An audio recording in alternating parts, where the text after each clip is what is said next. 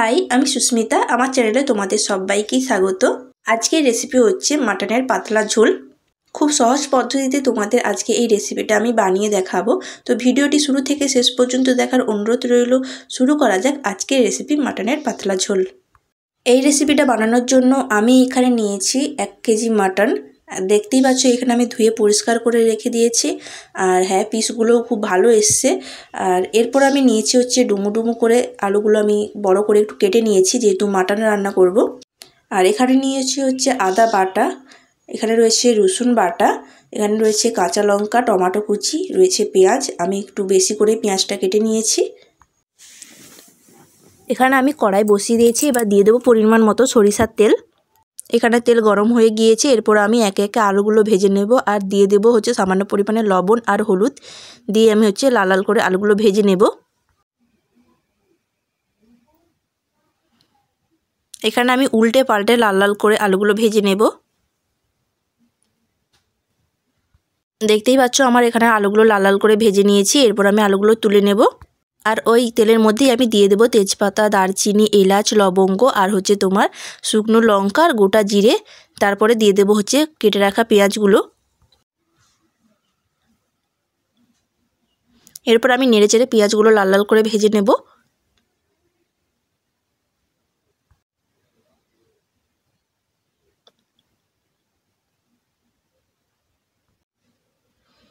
দেখুন এখানে আমার পেঁয়াজটা ভালো করে ভাজা হয়ে গেছে। এরপর দিয়ে দেবো 2 চামচ রসুন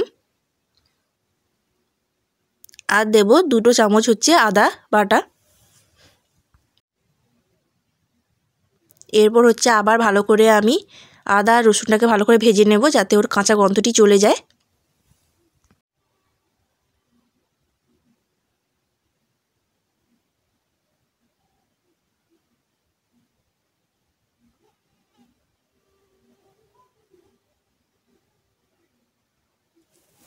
এখানে আমি নেড়ে চেড়ে ভালো করে আমি আদা রসুনটা ভেজে নিয়েছি, দেখতেই পাচ্ছ। এরপর আমি একে একে গুঁড়ো মশলাগুলো দিয়ে দেব হচ্ছে 1 চামচ হলুদ গুঁড়ো, দেবো 2 চামচ লঙ্কা গুঁড়ো, আর হচ্ছে তোমার 1 চামচ ধনিয়া গুঁড়ো আর হাফ চামচ হচ্ছে জিরে গুঁড়ো। এবার ভালো করে আমি মশলাটাকে কষিয়ে নেব, যাতে ওই গুঁড়ো মশলার কাঁচা গন্ধটি চলে যায়। আর এখানে কিন্তু মশলা তোমরা যতটা ভালো করে কষাবে ততই কিন্তু যে মাটনটা রান্না হবে ততই টেস্টটা দ্বিগুণ হয়ে যাবে।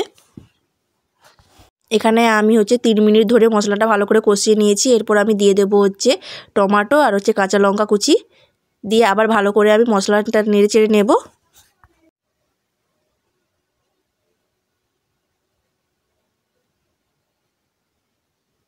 আমার এখানে কিন্তু মশলাটা কষানো হয়ে গেছে, তোমরা দেখতেই পাচ্ছ মশলার গা থেকে তেল ছেড়ে দিয়েছে। এবার আমি সামান্য পরিমাণে গরম জল অ্যাড করব। তোমরা চাইলে ঠান্ডা জলও অ্যাড করতে পারো, অপশনাল। জলটা দেওয়ার পর আবার ভালো করে আমি মশলাটা কষিয়ে নিচ্ছি। এখানে আমার মশলা কষানো হয়ে গেছে। এরপর আমি মাটন দিয়ে দেবো। আর হ্যাঁ, আগে থেকেই আমি একটু মটনে হচ্ছে সামান্য পরিমাণে হলুদ গুঁড়ো আর একটু হচ্ছে সরিষার তেল মাখিয়ে রেখেছিলাম, ওটা দেখানো হয়নি তোমাদেরকে।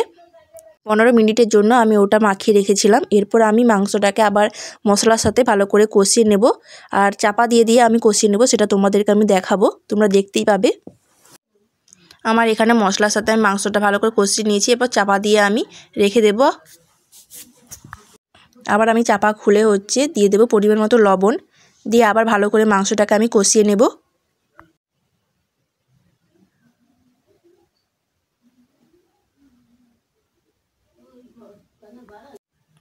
এইভাবে আমি ঢাকা দিয়ে দিয়ে ভালো করে মাংসটা কষিয়ে নেব।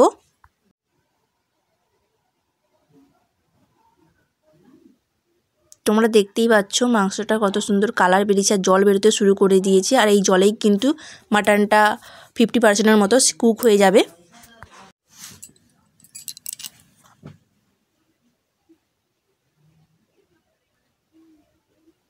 এইভাবে চাপা দিয়ে দিয়ে আমি মাংসটা কষিয়ে নেব ভালো করে।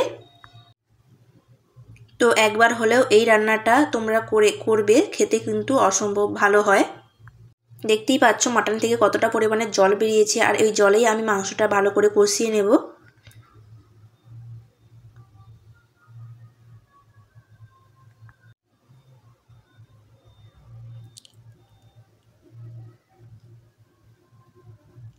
এখানে আমার দেখো ভালো করে আমি মাংসটা কষিয়ে নিয়েছি। এরপর আমি ভেজে রাখা আলুগুলো দিয়ে দেব। আলুটাও আমি ওই মাংসর মধ্যে নেড়ে চেড়ে একটু কষিয়ে নেব। আর দেখতেই পাচ্ছ মাংসটার কালার কত সুন্দর এসছে। দেখতেই পাচ্ছ মাংসটার কালার কত সুন্দর এসছে, পুরো বিয়ে বাড়ি স্টাইলে। আর খেতেও অসম্ভব ভালো হয়েছিল।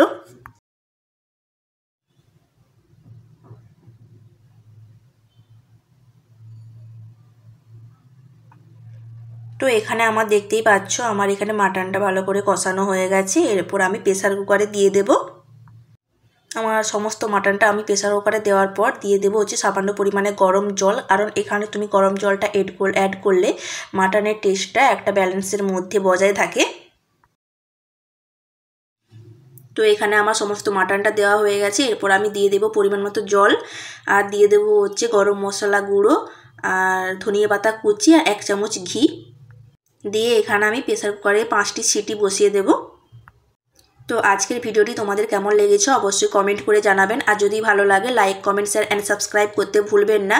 আর পাশে থাকা বেল আইকনটি অবশ্যই প্রেস করবে, তবে আমার দেওয়া সমস্ত ভিডিওর নোটিফিকেশান তোমাদের কাছে সহজেই পৌঁছে যাবে। এখানে আমার দেখতেই পাচ্ছ আমার 5টা সিটি উঠে গেছে। তোমাদেরকে আমি এখানে চাপা খুলে দেখাবো।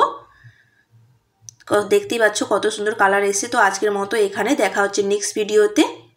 তো এরপর তোমরা কি ভিডিও দেখতে চাও অবশ্যই কমেন্ট